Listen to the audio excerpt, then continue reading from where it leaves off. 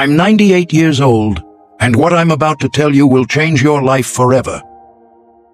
3 months ago, I went for a complete medical checkup, my first one in 30 years. You know what the doctors told me? They looked at my test results, then at me, then back at the results, and they couldn't believe their eyes. The head physician, a man in his 50s, looked at me and said, "This is impossible. Your arteries are like those of a 40-year-old. Your heart works like clockwork. Your blood sugar is perfect. Blood pressure 112/80. This doesn't happen at your age. It simply doesn't happen." They started asking questions. What medications do I take? What vitamins? Which specialists do I see? Maybe I have a personal doctor prescribing some special treatments. And when I told them I don't take any pills, no vitamins whatsoever, and the last time I saw a doctor was in 1994, they thought I was joking, but I wasn't joking. Then a young cardiologist asked, "All right, then tell us, what do you eat? What's your diet?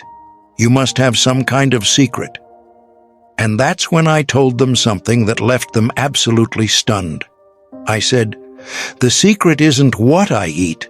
The secret is what I never ate. Not once in my entire life. Not a single gram. And this one thing I eliminated at age 15, it saved my life." The room fell silent. They stared at me, waiting. I have never in my life eaten sugar. White, refined sugar. Not a grain.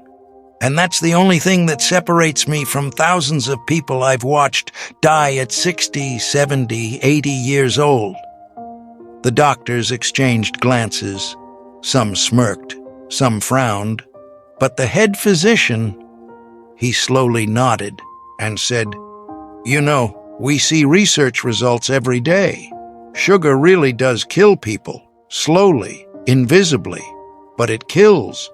And if everyone eliminated it from their diet, half the hospitals would be empty. Now I'm going to tell you the whole truth, my entire story, and if you watch this video to the end, you'll understand why most people die before their time, and how to avoid it. My name is Nicholas. I was born in 1927, in a simple farming family, in a small village in rural England. And what I'm about to share, this isn't theory, not guesswork. This is my life. 98 years of life. I remember the Great Depression. I remember the war. I was 14 when it started. I remember the hardship after the war. I remember how we rebuilt everything, worked in factories, then on farms, got married at 23, raised 3 children. Life was hard, very hard. Physical labor from dawn to dusk. Winter, freezing cold. Summer, scorching heat. No modern conveniences, no comfort. Simple, tough life. And you know what? Of my classmates, there were 32 of us, I'm the only one left alive. The only one. Everyone else is gone. Some died in the war, some after. But most died from disease. Heart attacks, strokes, diabetes, cancer. My best friend, William, died at 62. Heart attack. Just collapsed in the street, and that was it. My neighbor, John, 71. Stroke. My cousin, Michael, 75. Diabetes, then kidney failure. And I keep living well. I walk without a cane. My mind is sharp.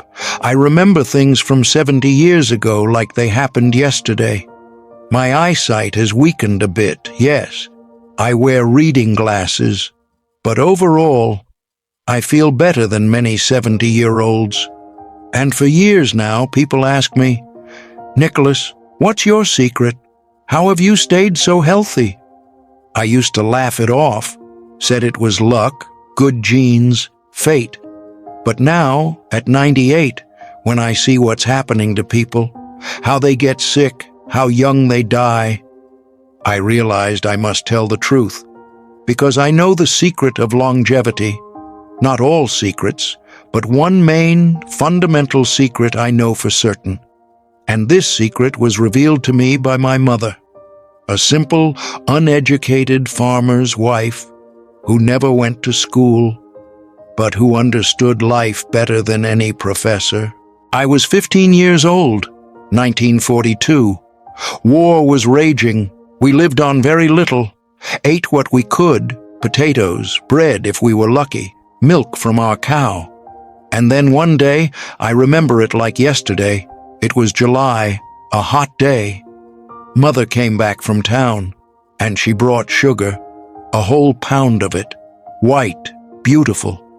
Sugar was a luxury back then, a treasure. It was rationed, and even then you couldn't always get it. Everyone was thrilled. My younger sisters were jumping with joy. Finally, we'll have sweet tea. Finally, we can make jam from the berries we picked. But Mother, she put that package of sugar on the table, and she said strange words that I remembered for the rest of my life. She said, "Children, this sugar is for selling. We'll sell it and buy flour, but we won't eat it ourselves. Never. Remember, sugar is poison, white death. Those who eat it die before their time." We didn't understand then. I was even upset. I said, "Mother, how can that be? Everyone eats sugar. Rich people have plenty of it. Are they all dying?" And she looked at me with her wise brown eyes and said, "Nicholas, you're a smart boy. Look around. Here in our village, who lives the longest? Those who are poorer, who never had sugar, and who dies younger? Those who are richer, who can afford sweets?" I thought about it, and it was true. Old Samuel, who was over 90, he'd been poor all his life, never seen sugar. But the local merchant who lost everything in the Depression, he died at 60.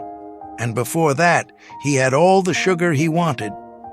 Mother continued, "I'm 40 years old, and I see people started eating more sugar, and they started getting sick more. In the old days, our grandfathers lived to be 100, and now, rarely does anyone reach 70. Why? Because sugar appeared, white, clean, beautiful. But really, it's poison." "But why?" I asked. "Why is it poison?" Mother thought. She didn't know scientific words, didn't know about vessels, insulin, pancreas.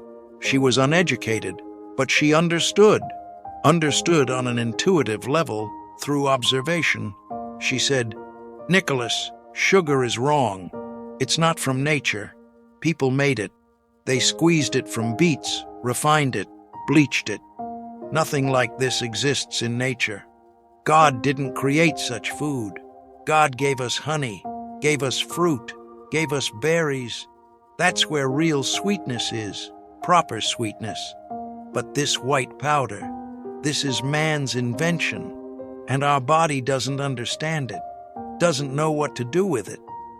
Imagine," she continued, "that you feed a cow something that doesn't exist in nature, something artificial. She'd get sick, wouldn't she? It's the same with people. Eat what God gave, you'll be healthy. Eat what people invented, you'll get sick." These were simple words, words from an uneducated farmer's wife, but there was wisdom in them, deep, real wisdom. And then, at 15 years old, I made a decision that changed my entire life. I said, "Mother, I believe you. I won't eat sugar, ever." She smiled, stroked my head, and said, "Good boy. That's the best thing you can do for your health. Trust an old woman." Old woman. She was only 40, but in those days, 40 was already old age. By the way, my mother lived to 89, died in perfect health, simply didn't wake up one morning. Until her last day, she was mentally sharp, took care of herself. Doctors were amazed. How is it possible at her age, no diseases? And she also didn't eat sugar her whole life, just like me.